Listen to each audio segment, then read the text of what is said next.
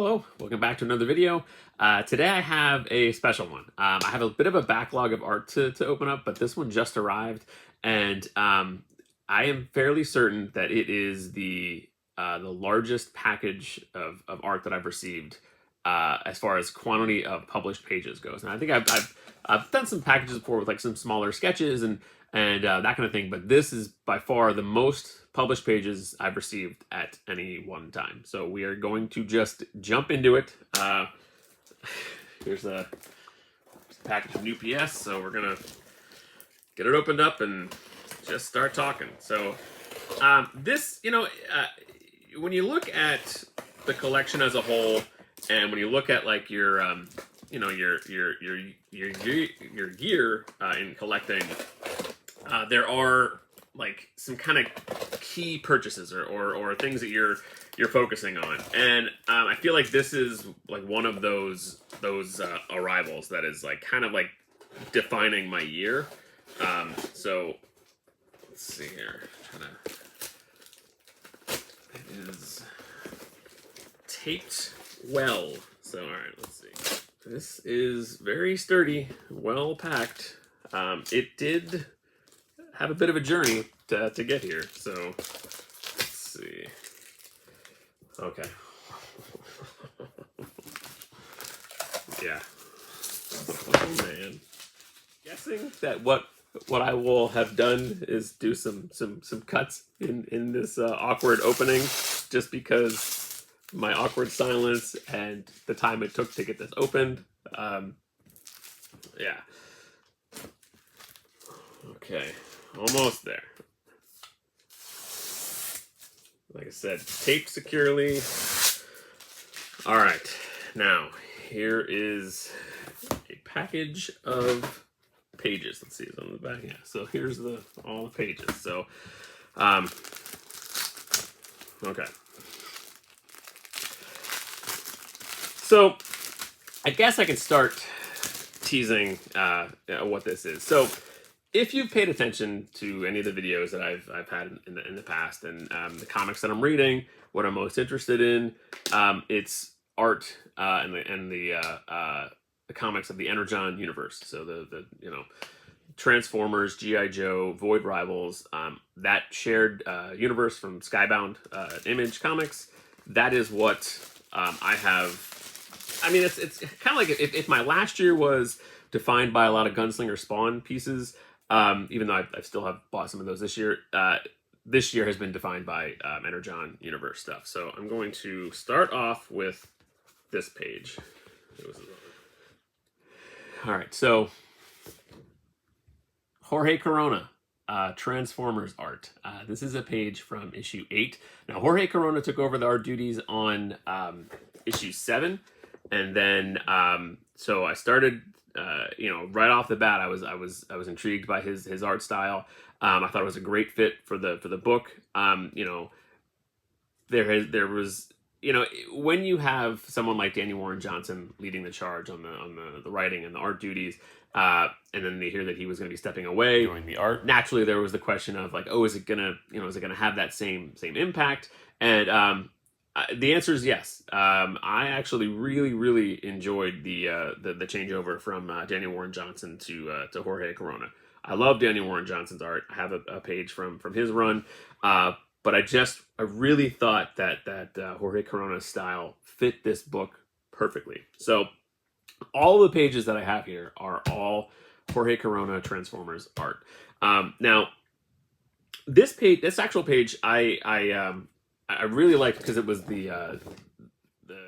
there's a connection that I don't want to give away too much in case people haven't read the first volume. However, I'm going to be showing other art, so there's going to be spoilers. So there's a special connection between Optimus Prime and Spike. In the first volume of the series, Sparky, Spike's dad, Sparky Witwicky, he sacrificed himself by merging himself with the matrix of leadership. And so now Optimus has a couple times in the series, he's had these flashbacks of seeing Spike as a kid. So you get the impression clearly that Sparky's memories are now part of Optimus Prime, and so this is a page that very like a good Daniel Warren Johnson writing moment. It just is a good, at the center of the story, or the center, the highlight of Daniel Warren Johnson's writing style is that it's full of heart, and this shows that wonderfully. In these like little flashback moments, you see the baby, he's learning to walk, the drawing, and Optimus is like, what's going on? He wakes up, and so he's kind of like confused at what's going on. But this is actually a page that I grabbed just because it was available and it was an impactful page. But in talking to some other friends, I grabbed it knowing that if I wasn't going to keep it, I knew of a couple other friends that this is like right up their alley, and to make sure that they got a page as well. Actually, I've already sold this page. Not really sold it. A friend of mine just kind of was making the payments on it so that he could have it in his collection. But I'm happy that I get to look at it. So that's cool. That is from, like I said, issue 8. Let's see what let's see. All right, let's try to do them in a little bit of an order here. And the order is just somewhat random. But all right, now we'll go to, all right, let's do this page.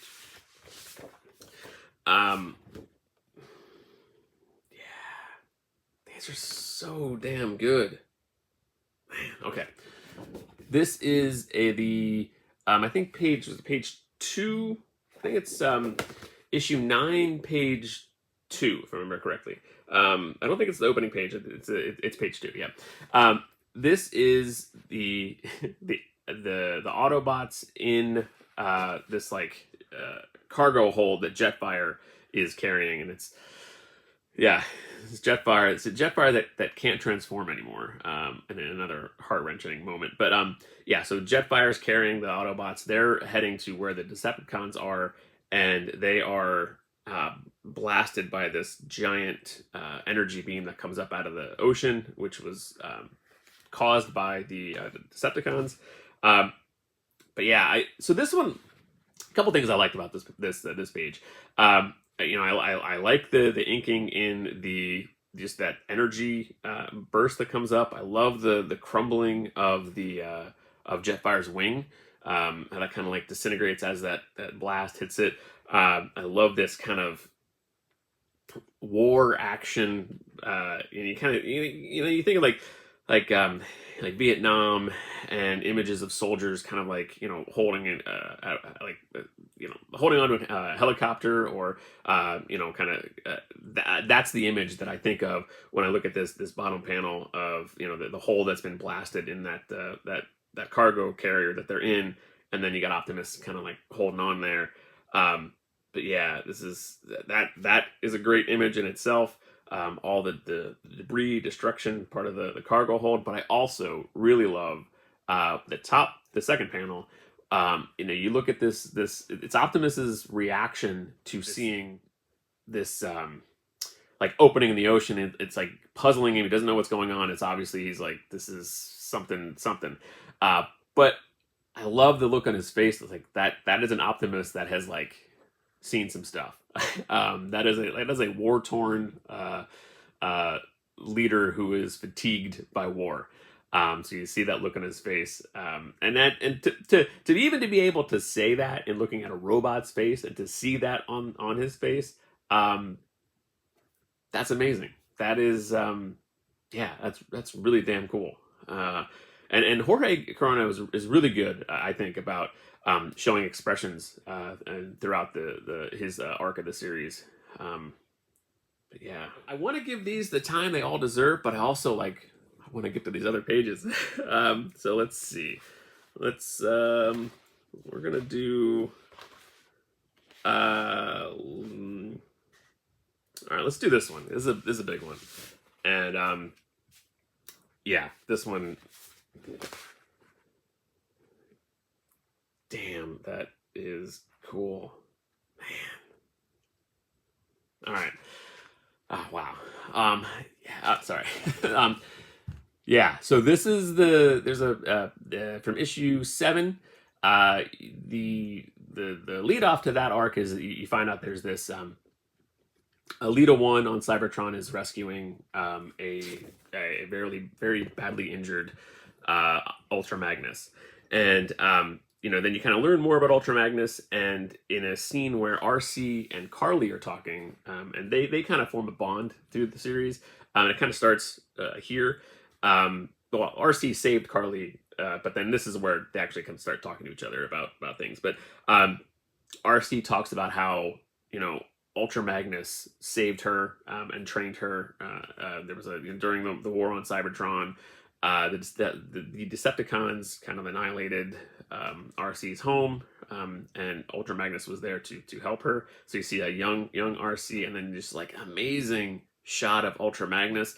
Talked about it before that Ultra Magnus is like one of my favorite Transformers. I've always loved the look of him, and just to see him appear in the series, I was like really stoked. 'Cause I didn't think they would kind of introduce a lot of these characters until much later. But then to have him in issue 7, well, in a flashback, but then also his like tortured husk was there as well. But it wasn't recognizable as Ultra Magnus. You see him in a page earlier in this issue, but then this is where you see the first time you see him in his like all his glory. But man, I love like the ink splattering that's all over this page. Man, this is so cool. And this one actually, this pairs nicely with the page that I have from Daniel Warren Johnson from issue 3. And that is a page where, these two pages represent stages of Carly's story arc, which is, I think, really, really cool. In that page, the Daniel Warren Johnson page, she's like scared to death. Like, Laserbeak is coming at her, and she's like, naturally just scared. But then here you see kind of like a bit of a hardening of Carly, and she's ready to, she wants to go after, find Starscream and kill him. So she's like training herself with a gun, and RC is trying to say like, let's maybe not go down this dark path. But yeah, you see in the same way, like in the bottom panel, that Danny Warren Johnson page that I have, it's Carly scared. In the bottom panel of this page, it's Carly like hell-bent on, taking it to the Decepticons, which I think is a cool representation to show her story arc so far in this series. But my God, this page is amazing. There's so much on here to take in. Yeah, I gotta keep moving. Man. All right. So yeah, it's kind of like it's part of me thinks like I should have done like a video for each one of these, but like they're just too damn good. I gotta get through them. Let's do this one, and then we'll do the last two. Okay, yeah, this is another page from issue 9. And issue 9 was an awesome issue. There's so much going on in that issue. Shockwave arrives on Earth. There's a bridge that's opened from Cybertron and Earth, and Shockwave arrives. There's just so much going on. So this page, it's like Kung Fu Optimus Prime. So Soundwave about to shoot Cliffjumper. And Soundwave is holding Shockwave in gun form, and what you see is Optimus Prime comes in here with this like crazy kick to the face, which obviously when Daniel Warren Johnson was on the book, there was crazy wrestling moves, and you can clearly see that they want to kind of continue that type of action into the second arc with Jorge's art. And that's a really cool panel. It looks slightly awkward, but then again, I think it should look slightly awkward because that's not necessarily what you would think a large, bulky robot should be able to do. But I love it. I love that that leg comes in there, knocks Soundwave over. He drops Shockwave, and then Shockwave kind of like is like mid transformation, kind of coming down and lands. Trains your eye to follow Shockwave. He lands here, and then Optimus is attending to Cliffjumper and Ratchet, who are lying there, and then there's this great, like, you know, 2 panels of Optimus Prime and Shockwave, and it's just like their kind of first confrontation in this series, and it's like the, you know, the stare down and then the let's go. So you get that last panel of them charging into battle between each other. So yeah, this one was one that as soon as I saw this one, I was like, okay, I'm gonna aim for that one, because I like that it's like a crazy action pose. I want at least something like that from the series, but I also like that, you know, that's the panel up top, but you still get some storytelling stuff down below, which again is like my kind of perfect page. So that's super cool. All right, and we got. All right, let's do this one. Yeah, this is cool. So cool. All right, so I talked about how Beachcomber right here has become quickly become one of my favorite Transformers, and in this series especially. And yeah, here's a page. It is the one of the origin pages of Beachcomber. This is from issue 10. This is, I think, page 3. The origin of Beachcomber is he was, you know, years ago when the Autobots and the Decepticons were fighting on the Ark, Beachcomber gets tossed out and lands on the moon, and then he gets stranded there. He's stranded on the moon for, you know, however long, it's like millions of years, and he just spends all that time falling in love with Earth. Now there was a page 2 was the page that I really, really wanted. But it turns out that some guy named Daniel Warren Johnson really wanted that page, so he has that one, and I was able to say, all right, well, if that one, page 2 isn't available, then I want page 3, because it's you see the lunar landing in 1969. The, you know, Beachcomber's been on the moon for all this time, just staring and loving Earth, falling in love with Earth, the beauty of it. And he sees a chance to hitch a ride and go to Earth. And you just see these bottom panels here. It's him holding on to the lunar lander. And then the joy that he sees, that last panel of him, you know, the Earth reflecting in his visor. And is the joy that he has of, he's like, yes, I'm going there. I loved this 5-page sequence. Was just a great way to you know, really, if you to understand all that you need to understand about Beachcomber was in those pages. So now this one has, so you can see that there's some blue pencil that actually is like I think it's, I can't tell that, I think it's, is it blue pencil or just the yeah, so on there it's the so Jorge does his layouts digitally and then inks over top of it. So what you see is, since most of it's a repeated panel, you still have that kind of, like, you know, ridge of the moon, and then you see Beachcomber pop up over there. So I knew that was going to be the case, because you look at the page, you can tell that it's like exactly the same. But that didn't matter. I was like, that's fine. I love the lunar lander image. I love anytime you get, like, you know, space and the inks of a space scene. That's great. You get the whiteout, you know, the whiteout flecks for stars, and I love that kind of look. So I really was hoping to get, you know, if not that second page, I really wanted this one. So that one is fantastic. And then the last page is, yeah, so this is another page from issue 9. So 3 pages from issue 9. But yeah, that's cool. This is the end page for issue 9, and it's the first, like, real reveal of Beachcomber. So Spike is being taken by Astrotrain to who is going to deliver Spike back to Shockwave, and on their way there, Beachcomber, well, they get taken down by some kind of, like, you know, EMP device. So Astrotrain crashes, the door gets ripped off, and you get this nice reveal of Beachcomber, and he has this, like, you know, I think the exact, like, it's like, my name is Beachcomber and I'm here to rescue you. So It's like a come with me if you want to live kind of Terminator moment. But yeah, I thought like so.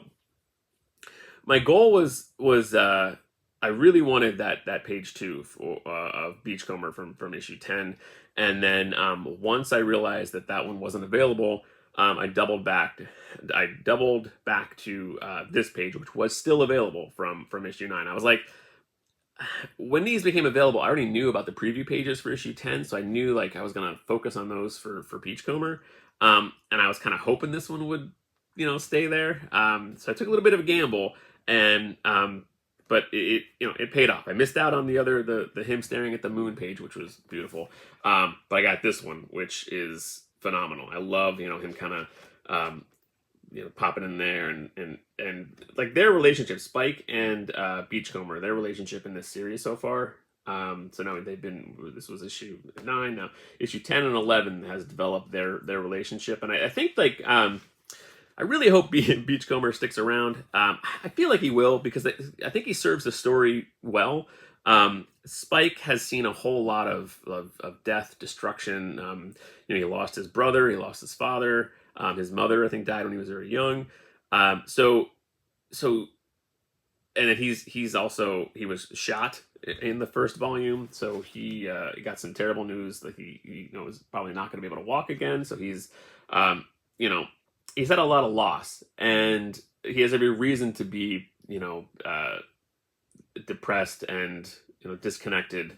And Beachcomber represents someone who just loves the beauty of Earth and life, and I feel like Beachcomber will have a lot to teach Spike. So I can see that relationship developing, and I think it would be a really good thing. So yeah, I you never know. I mean, there's been a lot of other Transformers who we thought were going to stick around, and then they exited quite quickly. So yeah, I mean, it's just like, look at these again. Like I said, I don't know that I don't know if I did each of these pages justice because I had to get through so many so quickly, but like these are just great looking pages, and this is going to be, like I said, this is probably the single biggest quantity wise for sure delivery. But I've been doing a lot of selling and curating the collection, and really kind of focusing on Transformers and the G.I. Joe art, just because I've been having a lot of fun with it, and these are properties that have been in my life for years, and I've never really seen them handled in this way before. There was a long run that IDW did of Transformers, and I tried to get into that. I read some of the early stuff, not bad. Just right off the bat, I felt kind of lost. I don't think it was like as accessible as I needed it to be, and maybe I wasn't as much of a fan of the lore. But the Daniel Warren Johnson series, right off the bat, I thought was like incredibly accessible, and I think that was the key. I think the key to its success so far. So yeah, I have been absolutely loving the series. Issue 11 just came out, which I talked about the other day, and so Jorge Corona is on until issue 12, and then there's going to be a break for 2 issues. Issues 13 and 14 are going to be drawn by Jason Howard, still written by Daniel Warren Johnson, and then Jorge Corona will be back on issue 15. So yeah, I was really excited that at San Diego Comic-Con they talked about how they said that they revealed the plans for 13, 14, and then back with issue 15. So like I said, I knew 12 was the end for Jorge for now, but that was great news to see that he's going to be back, because his art, it's great. I feel like Daniel Warren Johnson set the stage with the first 6 issues, but I have a feeling, what I'm hoping, just from a fan, from seeing this, I hope like Jorge Corona kind of becomes the standard for the series, kind of like with what you saw with Walking Dead. So the first 6 issues were Tony Moore, and then Charlie Adler did like the rest of the series. So I'm kind of hoping it's something like that. So like the first 6 issues are still really special, with Daniel Warren Johnson art, and then the rest of the run, not the rest. I mean, like Jorge Corona can't be on this for forever, but I would like to see him on, for at least multiple story arcs. So yeah. Anyway, thank you for watching this one. I feel like I did not do these justice. So maybe when I do it, when I list them on CAF, I'll talk about them a little more. But yeah, I am gonna go stop talking to you guys, and I'm gonna go stare at these some more. So thank you very much for watching this one, and I will see you soon.